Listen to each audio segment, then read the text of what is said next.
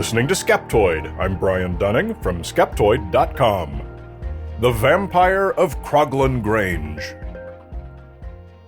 By now, in the annals of Skeptoid, I feel compelled to point out why we do what we do here, why we bother to take a skeptical look at an old vampire story.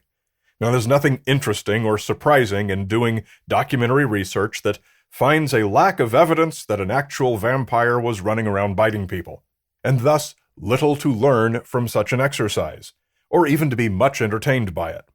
But the value comes into clearer focus when put into the context of popular phenomena today that we're all exposed to on a daily basis, that have no more plausibility and yet are commonly believed. The same lazy thought processes that lead people to embrace harmful modern pseudosciences are the same that drove belief in vampires in centuries past.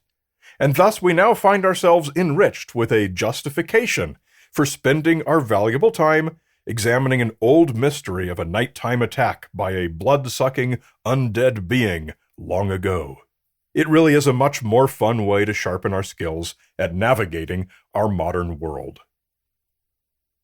And so we return to the year of our Lord, 1874, to the village of Croglin, in what is today Cumbria County in the northwest of England. 3 siblings, a sister and 2 brothers, vacationed in the rented country house, Croglin Grange. One night the sister looked out her bedroom window and saw 2 strange lights approaching. Soon she saw that they were the glowing eyes of a monstrous, human-like being with a withered, brown, leathery face. She was paralyzed with fright as it used its long fingernails to pick at the lead seams in her window, finally popping one pane of glass out. It reached in, opened the window, and entered. Before she could react, it sprang to her bedside and bit her deeply in the neck. Summoned by her screams, her brothers burst in, and the being fled the way it had entered. The following year they returned and rented the same house, and, just as before, the sister saw the hideous creature enter her room. But having the experience of the previous year, the brothers were ready this time with a pistol. What happened next is told here by folklorist Deborah Hyde, editor of the UK magazine The Skeptic, who has done quite a lot of work on Croglin Grange. One of the brothers fired and hit this thing in the leg. It scrambled into the churchyard and disappeared into a vault which belonged to a family long extinct. The next day they got all of the villagers together so that everybody could witness this. The vault was full of coffins. They'd been broken open and their contents, horribly mangled and distorted, were scattered over the floor. One coffin alone remained intact, and of that the lid had been lifted but still lay loose upon the coffin. They raised it, and there, brown, withered, shriveled, mummified, but quite entire, was the same hideous figure which had looked in at the windows of Croglin Grange, and the marks of a recent pistol shot in the leg. The body was burned, and there were never any more reports of the vampire. So that's the story, and if you've read much horror folklore at all, you've likely heard of the Croglin Grange vampire. But you may not have known much about it. Was it a character from fiction? Is it known from an ancient historical document? Is it something that's generally believed as being a true story, either among vampire believers everywhere, or just in the vicinity of Croglin? The story has its origin, meaning its first mention in print, in the 1900 book The Story of My Life, written by socialite Augustus Hare. In it, Hare recounts a dinner he had with his neighbor, a certain Captain Edward Fisher Roe, in 1874. Over dinner, Fisher Roe told him the Croglin Grange story as having happened to his family. Unfortunately, Fisher Roe gave no exact names or dates, so all we know is that it had to have been in or before 1874. Since Hare's book, many other authors and researchers have traveled to Croglin to try and nail down the details. In short, much difficulty was encountered. First of all, the village of Croglin is very small, and was easy to establish that there is not now, and never has been, a house called Croglin Grange. Hare's third-hand account stated that the house overlooked the churchyard that the vampire escaped into, and it was easy for visiting researchers to verify that there simply isn't anything like that in Croglin, and hadn't ever been. Also, there are no cemeteries around that have vaults or crypts which could have been disturbed as described in the story. These authors have included Charles Harper with his 1907 book Haunted Houses, F. Clive Ross with a 1963 article in the magazine Tomorrow, and Richard Whittington Egan, who dug up property ownership and rental records for the magazine Contemporary Review in 2005. What gradually formed over all this documentary and on-site research was a picture that eventually does, more or less, check some of the boxes to support Hare's account of Fisher Roe's account. Just under 2 miles away from Croglin, across farmlands and creeks, is a country house called Croglin Low Hall. Property deed records show that prior to 1720, Croglin Low Hall was sometimes referred to as Croglin Grange. When Clive Ross visited, not only did he find that the story was very well known throughout the village, but the current tenant of Croglin Low Hall, a Mrs. Mary Watson, happily showed him the very window traditionally believed to be the one through which the vampire had come and gone. There were even descendants of the Fisher family still living in the area, for whom the Croglin Grange story was a long-standing family tradition. The churchyard, however, was a problem. There are no churches anywhere remotely near Croglin Low Hall. But it turns out that wasn't always the case. At least one map from the late 1600s, the Robert Morden map of 1695, shows Croglin Low Hall as Crogling Parva, and immediately beside it was Crogling Church. Little seems to be known about this church other than its name and that it once existed.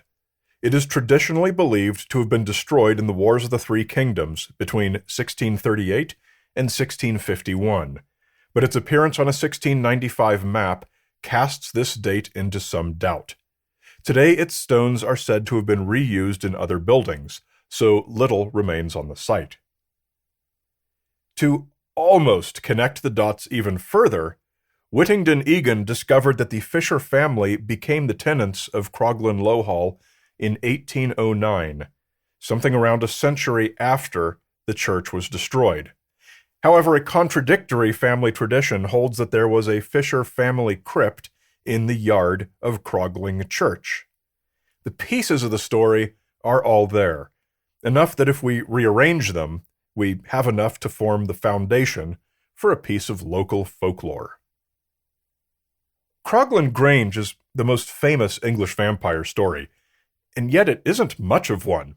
There was one victim who was not seriously injured in a very small, very out-of-the-way village, and no other attacks on other victims are part of the story. This relatively insignificant story's fame stems in part from the fact that it turns out to be one of only a very few mentions of vampires from that era in England. Once we exclude modern 20th century fiction, it turns out that vampires were simply never a big part of English folklore. Certainly vampirism as a subject of popular horror dominated parts of Europe, obviously Transylvania, but much of the rest of Europe as well. But it's just not something that was ever popular in the British Isles, at least not until later, say the late 19th century. Clearly, it's a standout story. It was relatively extraordinary that it existed in the first place, thus explaining its prominence in books of English horror lore. Well, at least in all such books published after 1900. But prior to that, whether the story did take place in the 1600s or the 1800s, we'd expect that such a remarkable event would have enjoyed its celebrity ever since it happened. But it turns out that's not the case. When British paranormal author Jeff Holder researched Croglin Grange for a chapter in his 2012 book Paranormal Cumbria, he surveyed many books on Cumbrian folklore published between 1874 and 1900 and found not a single mention of Croglin Grange. Holder himself was quick to acknowledge that absence of evidence is not evidence of absence, but I've seen this happen too many times in too many Skeptoid episodes to give it any less than a massive amount of credence. Without any reasonable doubt, no publicly known version of the story existed until Captain Edward Fisher Roe shared his family anecdote with Augustus Hare over a whiskey in 1874.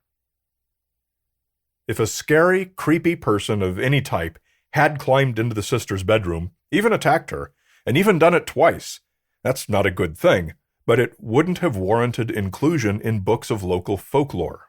But if the extraordinary part of the story had happened, everyone in the village was gathered, the graveyard was found to be trashed, and a freshly shot vampire was found in his coffin, confirmed by the wound, and then publicly burned, well, you can bet that would have made it into the folklore. Even more so, given how unusual the idea of vampirism was in England at the time. Moreover, something like that would have made it into the regular newspapers, and to date there is no record of any researcher finding any such thing. Hare's quarter-century delay in publishing the story as told to him had given other authors of local folklore between 25 and 225 years to be the first to write up a story said to be among the most famous in Cumbria. Not a single one did so. We've no reason at all to doubt the history of the house and its rental tenants going all the way back, and also no reason to doubt that some unknown local creeper may have forced his way into some unknown sister's bedroom when she rented it with her brothers. But as for such a monumental event as the public discovery and burning of a vampire in the graveyard, we are best advised to file that under author-generated fiction. And the timeline of mentions in print means we can likely assign the responsibility for that onto Mr. Augustus Hare. Very probably the source of what the local 20th century fishers in Croglin came to believe had been a long-standing family legend. And so, as promised at the top of this episode, we've enjoyed the lark of an excursion back through an old mystery story, and used it to underscore a lesson that applies to so many quandaries we face in our daily modern lives. Whenever you hear a claim that sounds too extraordinary to be true, you have very good reason to be skeptical. But you know who's both extraordinary and true? Skeptoid's premium members, such as Dr. Ron Cooper, Keith Yardley, Statistical Sam, and Tad. Get your shout-out in the members portal at Skeptoid.com. And remember, every Skeptoid episode has a transcript page at Skeptoid.com with complete bibliographic references and further reading suggestions. And they also print out into nicely formatted PDF documents that you can share. And if you want more to read, get the Skeptoid books. They make great bathroom reading, and they're awesome gifts for people who don't listen to podcasts. Get them in our online store at Skeptoid.com/store. You're listening to Skeptoid, a listener-supported program. I'm Brian Dunning from Skeptoid.com.